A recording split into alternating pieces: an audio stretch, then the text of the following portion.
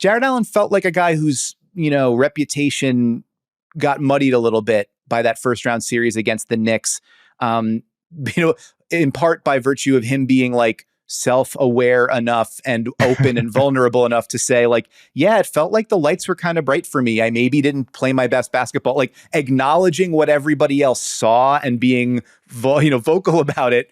I'll open the door for people to be like, yeah, and that guy's soft, get rid of him.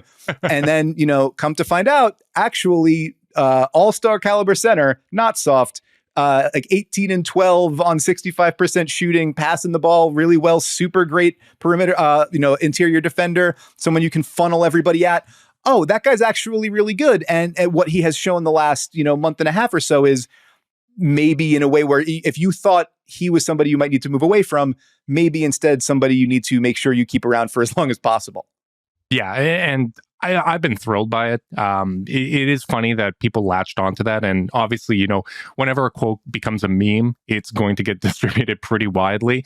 And Yes. It's funny because Darius Garland and Donovan Mitchell both said basically the same thing in various interviews. But, Allen's going to be the one. I think this is natural with fans of a team. Blame will be put on whoever they feel is most kind of dispensable, whether that's a coach, whether that's, a role player, especially in this kind of modern age where people latch onto stars and they will root for stars above even teams. We must absolve them of blame at all times. And that first round series, like the blame is shared across the team. Like, I don't think anybody played particularly well. It was just kind of a across the board failure from them. And I like the fact that Jarrett Allen was willing to say, hey, like, this is what it was for me. Like, I'm not going to sit here and be like, no, I was totally confident. I was playing my best basketball and that's what that is. No, we saw what was happening there. And when we had the chance to talk to him at Media Day, he basically talked about, hey, I looked at where we had shortcomings within our offense. I looked at, hey, we kind of struggle a little bit against drop coverage. They were anticipating Mobley and Allen were going to, look to pass in those situations. So I'm going to become better from mid-range. I worked on my game as a passer. I've done all these little small nuance things that can make a difference in the long run. And we've seen it. His playmaking has made a massive jump this year. The fact that you can kind of use him as that short roll hub, that's really important because kind of the thesis of this Cavs construction is, all right, we have a core four that works really well together when they're on the court, and we are going to stagger the guards and bigs so that you have 48 minutes of at least one elite rim protector and one elite playmaker at all times.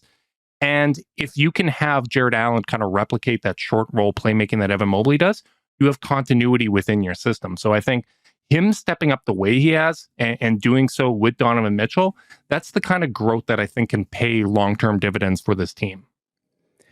And the playmaking component, I think, is something that maybe a lot of people didn't expect to grow in Jarrett Allen's game. But you're absolutely right. A career high assist number, and like by a significant number, the jump in assist numbers. Both the per game, the per minute, the assist percentage, all those sorts of things, the indicators of how often you're, delivering the ball to a teammate, like all through the roof for him. And his stability in that role, like he's going to be a really good pick and roll dive man. We already, that's baked into who he is as a player.